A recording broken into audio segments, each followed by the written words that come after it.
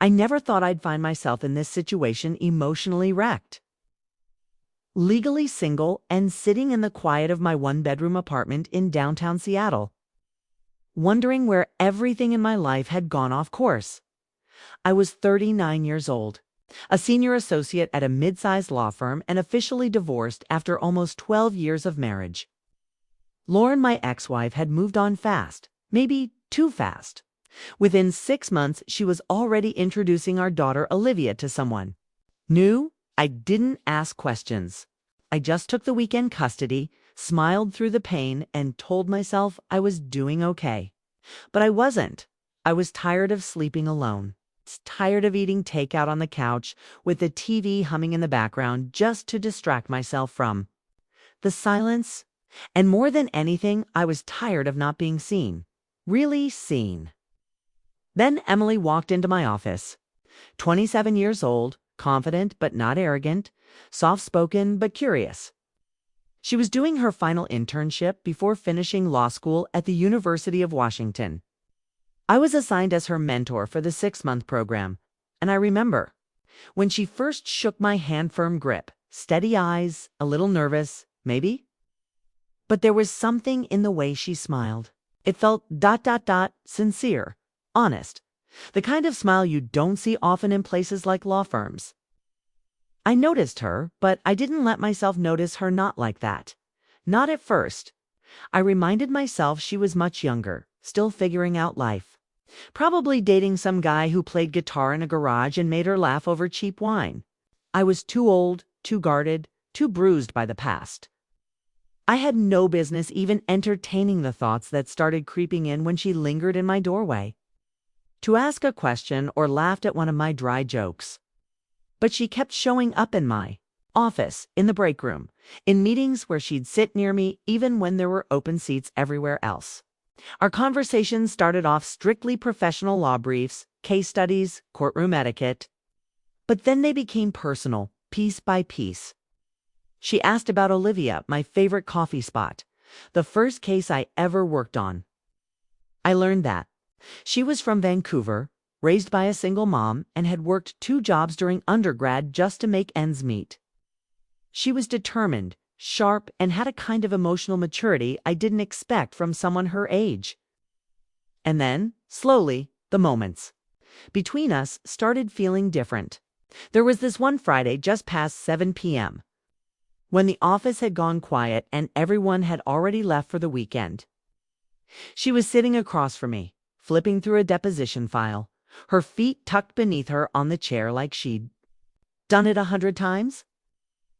She looked up, her hair falling a little into her face, and said, "You ever think about how people end up in the wrong marriages?" I looked at her longer than I should have. "All the time," I said. She nodded, not pressing. That was the first time I realized we were towing a line, one that couldn't be uncrossed if we weren't careful. Still, I told myself it was harmless. Just 2 adults, maybe a little broken, connecting in a complicated world. But I felt it in the pit of my stomach, this nervous energy whenever she was near. I caught myself watching the way she tucked her hair behind her ear, or the way her lips parted when she was thinking deeply. She didn't flirt, not in the obvious way, but her presence lingered even after she left the room. And the worst part? I didn't want it to stop.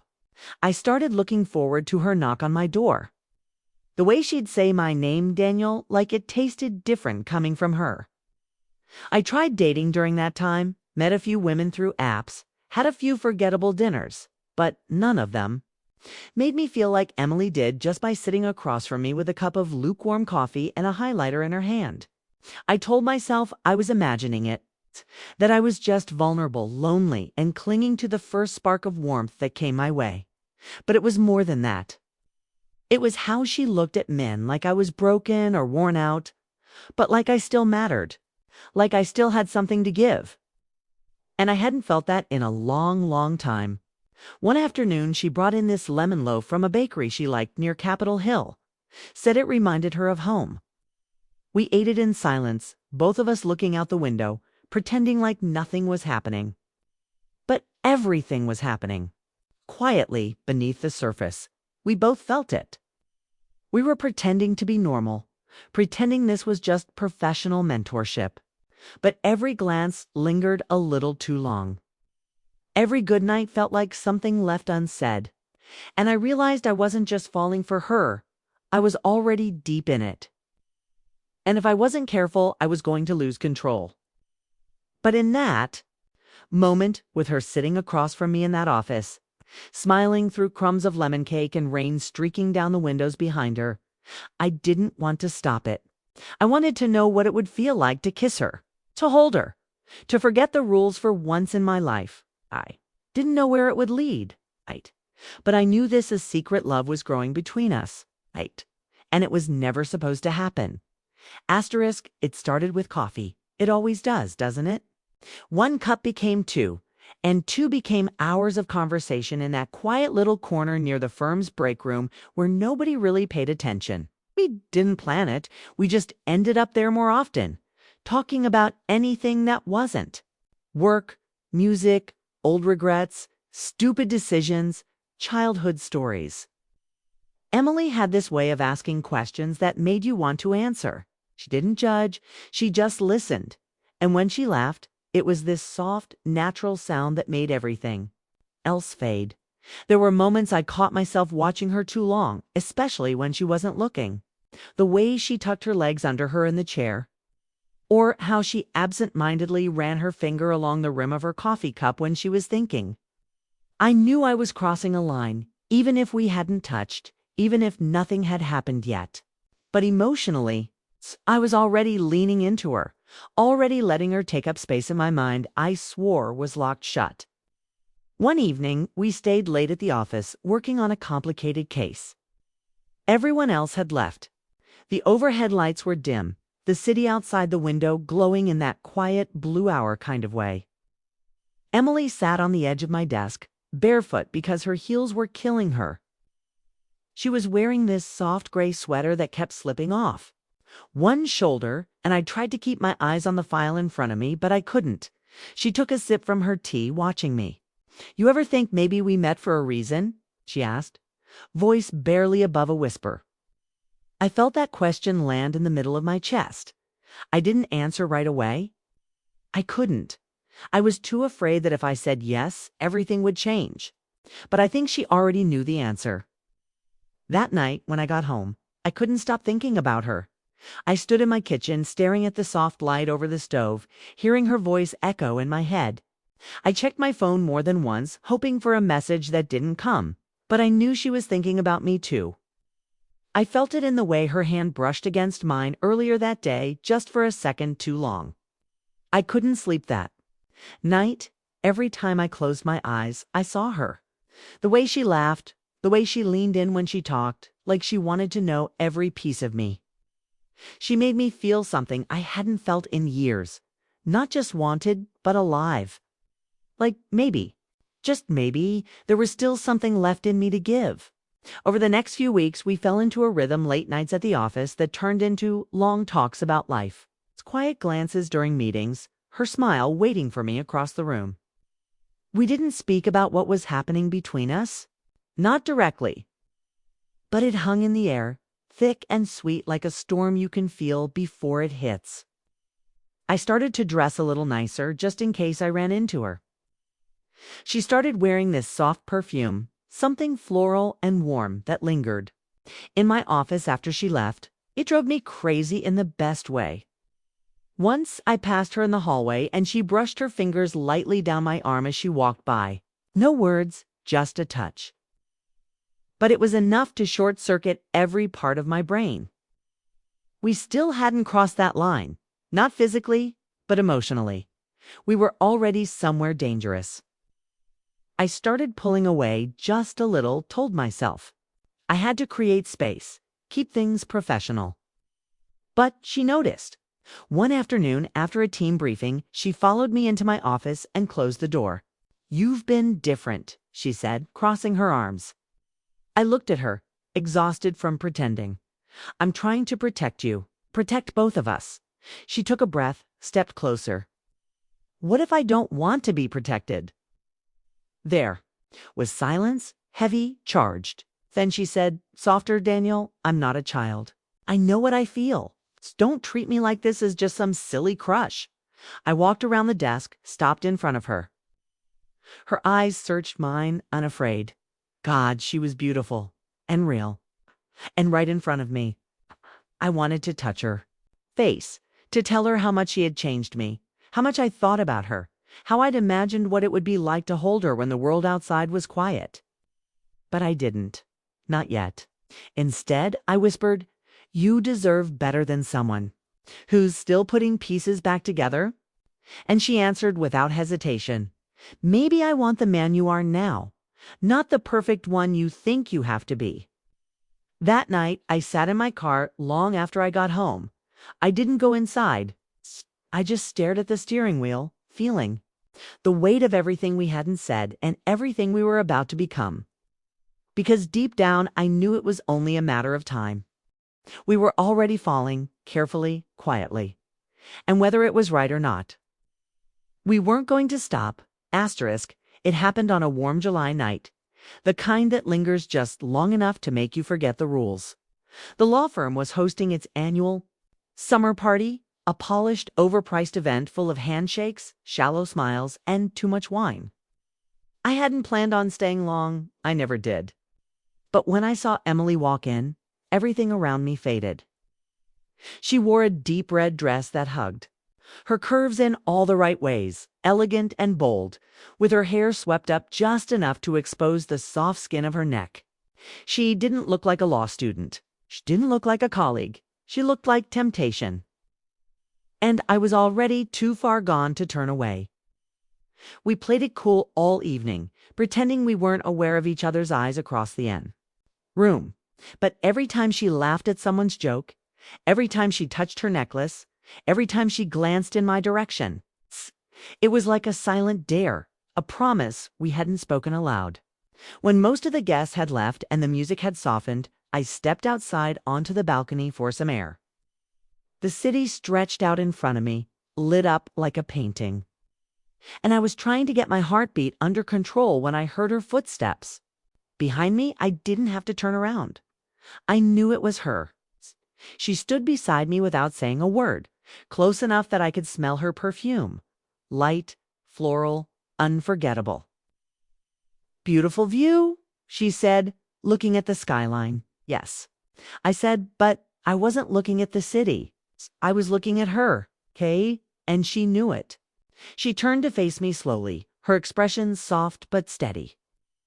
"I'm tired of pretending this isn't real," she said, barely above a whisper. My breath caught in my chest.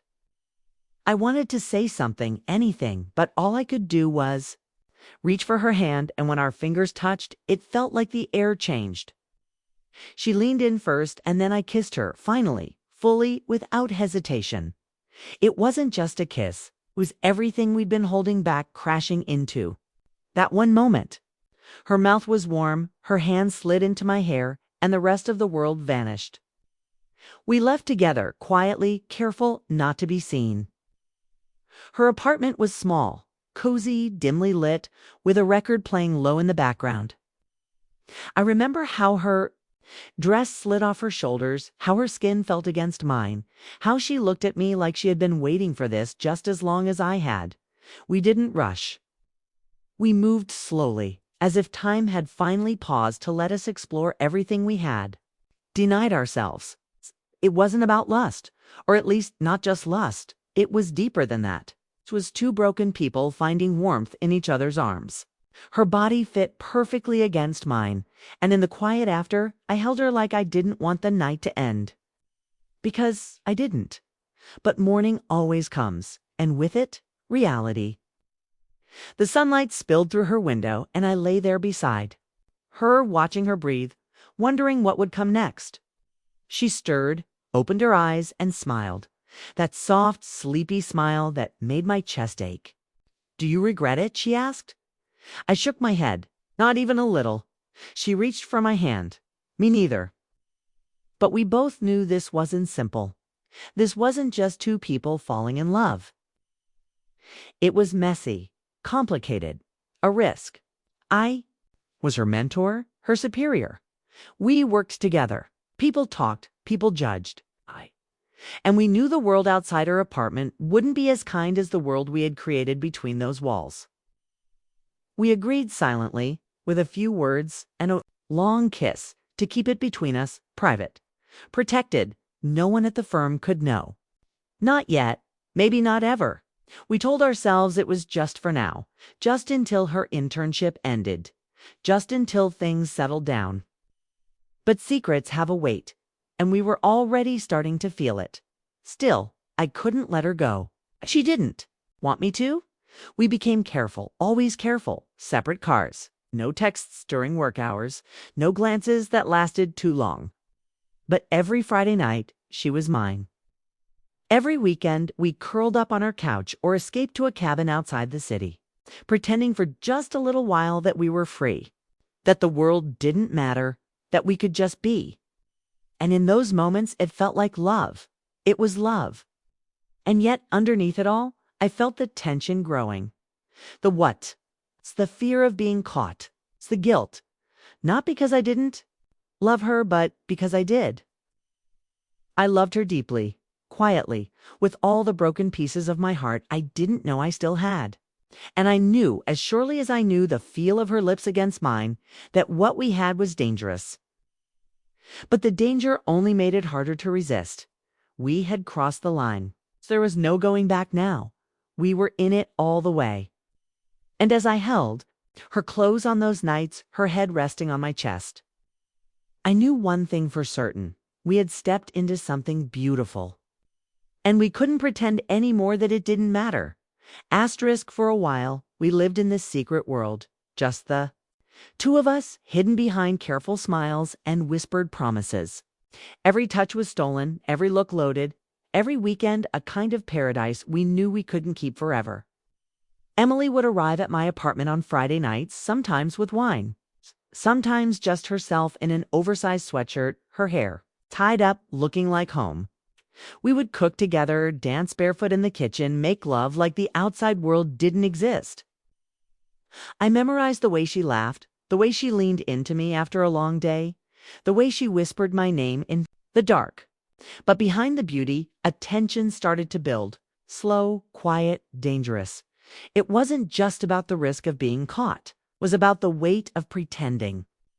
Emily was still finishing her final semester, juggling pressure from school and work, and though she never said it out loud, I could feel how heavy it was for her to carry both the relationship and the secrecy. She deserved to be loved out loud. And I hated that I couldn't give her that. Still, we tried to stay in our bubble, till one morning changed everything. I was walking Olivia to her weekend ballet class when we ran into a colleague from the firm, Amanda, sharp as ever, polite on the surface, always watching. She spotted Emily's jacket in the back seat, the one she'd left by accident the night before. It was small, a moment that passed in seconds, but I felt the shift. Later that day, Amanda messaged me, casually asking if Emily had been at the same restaurant I'd mentioned in a meeting. I lied, quickly, but the seed was planted. Emily felt it too. That weekend, she sat across from me at brunch, picking at her food. "They're starting to talk, aren't they?" Shay said, not looking up. I didn't answer right away because I couldn't lie to her. I reached across the table, took her hand, let them talk. "They don't know what we have." Her eyes filled not with tears, but with that kind of pain you can't explain, the kind you only feel when your heart is half full and half afraid. That night, for the first time, we argued. She said she was tired of hiding, that maybe we were just temporary after all. That I had a life, a child, a name in the firm, and she was still building hers. I told her she was wrong. That what we had was real, that I didn't care what anyone thought. But part of me did, and she knew it.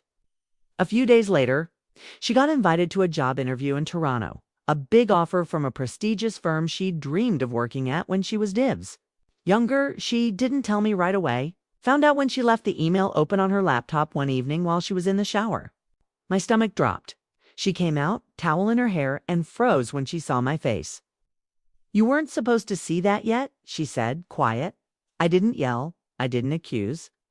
I just asked, are you going to take it? She didn't. Answer that silence told me more than anything she could have said.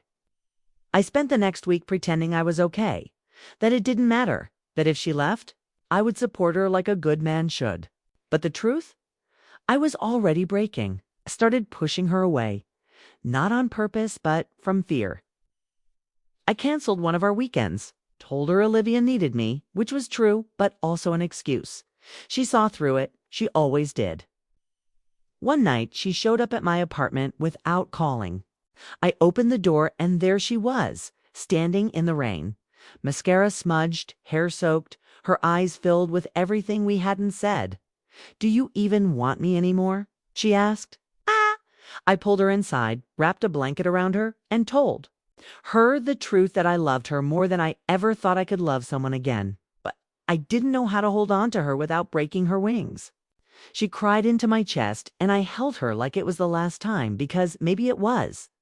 That night, we didn't make love. We just lay together, tangled in silence, hearts aching with the weight of love and fear. In the morning, she made coffee and kissed my forehead like something was ending. Then she looked me in the eyes and said, "If you want me, truly want me, you have to fight for me. Not someday. Now," and then she left. I stood in the doorway long after her car disappeared, the mug of coffee in my hand growing cold.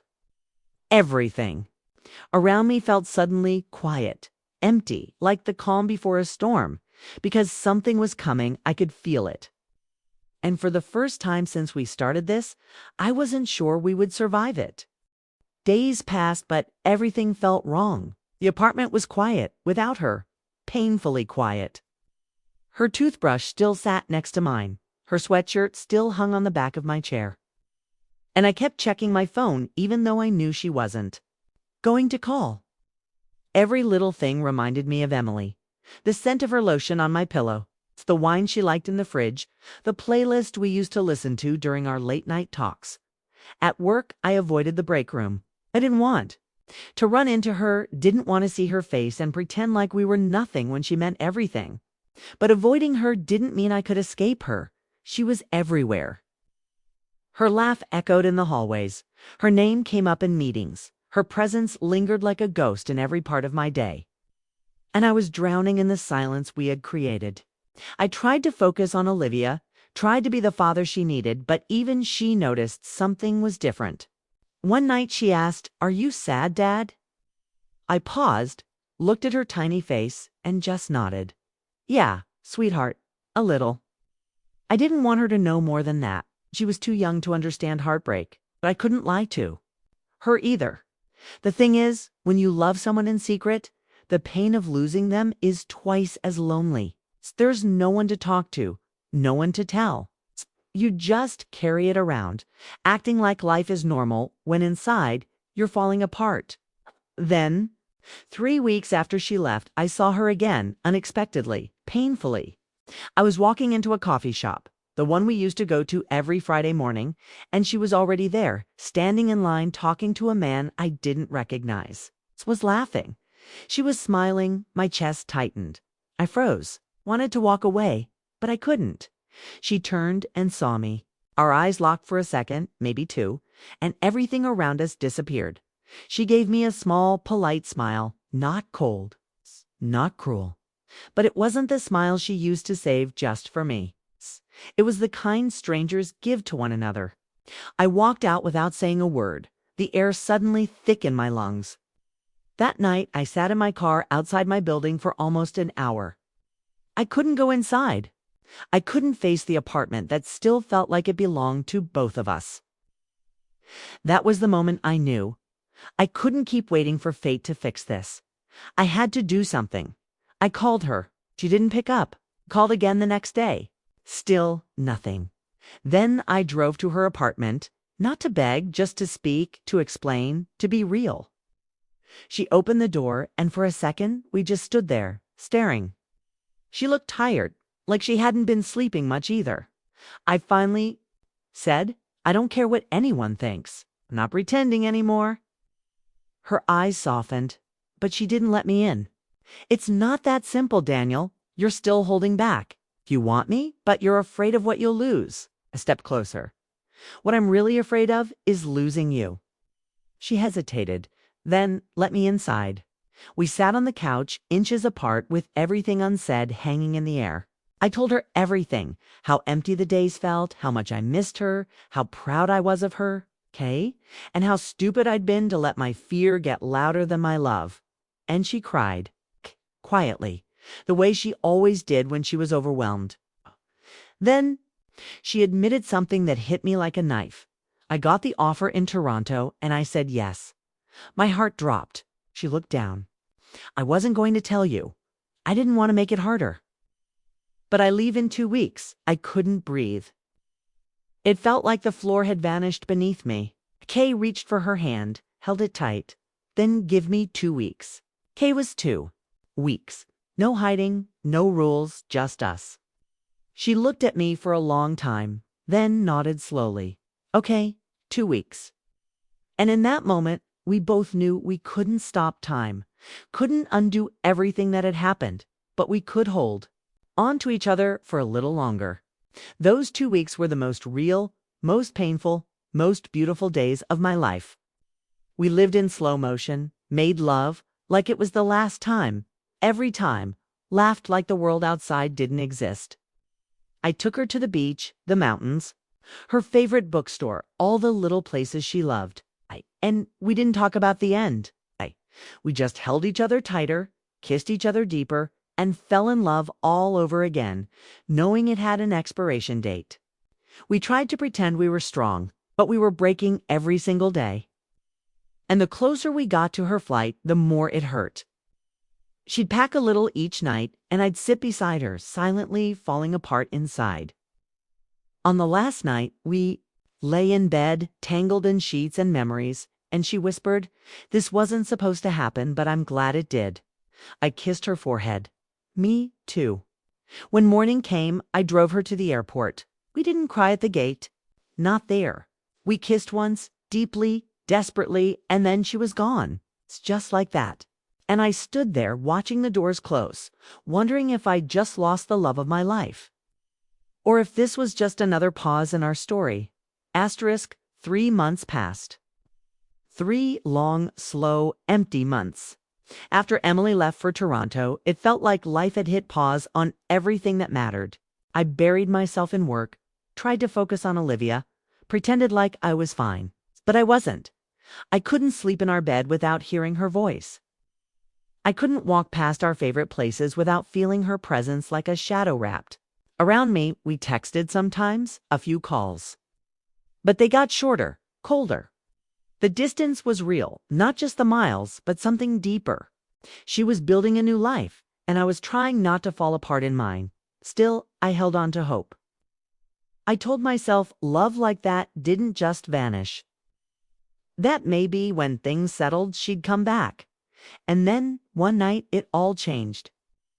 I was at home, pouring a glass of wine after Olivia had gone to sleep, when I got a message from Amanda, the same colleague who had noticed Emily's jacket months ago. It just said, "Thought you should know. I saw Emily today. She was at a restaurant downtown with Richard. Looked more than friendly." My heart stopped. Richard was a senior partner at her new firm. Older, powerful, married. I told myself. It was probably nothing, a work dinner, maybe. But something in my gut twisted. I stared at that message for hours before I finally gave in and called her. She didn't pick up. I called again, straight to voicemail. The next day, she texted, "Hey, sorry, busy day. Everything okay?" I almost asked her straight out, but I didn't want to seem jealous. So I just said, "Call me when you can." She didn't. A week later, she finally called. Her voice was soft, tired, distant. I asked her if she was seeing someone else. There was a long silence. And then she said, "It's not what you think." My heart sank. I didn't even know what I thought anymore. I asked again, quietly, calmly, the way you ask when you're too scared to hear the truth. And she finally admitted it. Yes, there had been something. A night. A mistake, she called it. With Richard. Just once. Just when she felt lonely and confused and unsure if I still loved her from all the way across the country. I felt like I couldn't breathe. Betrayal doesn't always come like a slap. Sometimes it comes like a whisper, a quiet breaking in the middle of your chest. I didn't yell. I didn't accuse. I just said, "You could have told me." She cried, said she hated herself for it, that she regretted it the second it happened, that she didn't want him. She wanted me. But the truth was already out. I couldn't unhear it. After the call, I sat in the dark for hours, remembering every word, every promise we'd made. Every moment I thought we were stronger than this. I kept asking myself, had I pushed her away? Had I made her feel so unsure, so unwanted, that she had turned to someone else? Or was love just never enough to fight off reality? I didn't sleep that night or the next. And for days after, I said nothing. Then one afternoon, I picked up Olivia from school, and as we were driving, she asked, "Do you miss Emily?" And it broke me. I pulled the car over and cried. Right there, in front of my daughter. She held my hand and didn't say anything else. That night, I knew I had to decide. Forgive Emily or finally let her go. It wasn't easy. About all the beautiful things between us. All the ways she made me feel alive again. I thought about how no one had touched my soul the way she did. And I thought about that night, the one she called a mistake. Eventually, I called her. Told her I wasn't perfect either.